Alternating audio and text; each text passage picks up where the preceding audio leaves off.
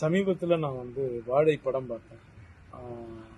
மாரி செல்வராஜ் இயக்கத்தில் நிறைய ஆர்டிஸ்ட் நடிச்சிருக்காங்க. புது நடிகர்கள் நிறைய பேர் இருக்காங்க. உள்ள நிகழ் விமல் எல்லாருமே, கலையரசன் எல்லாம் நடிச்சிருந்தாங்க. படம் ரொம்ப அந்த படம் ரொம்ப பாதிச்சதுங்க. ஏன்னா லைஃப்பில் எல்லார் லைஃப்லேயும் ஒரு ஒரு வாழை இருக்கும் கண்டிப்பாக. அதில் மாரி செல்வராஜோட லைஃப்பில் இவ்வளோ பெரிய ஒரு ரொம்ப கஷ்டமான விஷயங்கள் எல்லாமே இருந்திருக்கு மாரிக்கு.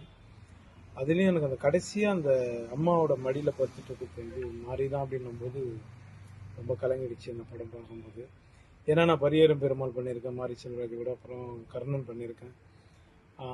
பரியேறும் பெருமாள் படம் பண்ணும்போதே மாரியோட சில உண்மையான சம்பவங்கள் அதில் கொஞ்சம் உள்ளே இருந்தது. நாங்கள் அதை எடுக்கும்போது நாங்கள் ஜாலியாக எடுத்தோம். ப்ளஸ் ஆனால் அது முடித்து அது வெளியே எங்ககிட்ட என்ன நான் கதை கேட்காம தான் அதை பண்ண மாரிக்காக. பண்ணும்போது தான் தெரிஞ்சது மாரி லைஃப்பில் இவ்வளோ பிரச்சனைகள் இருந்திருக்கு.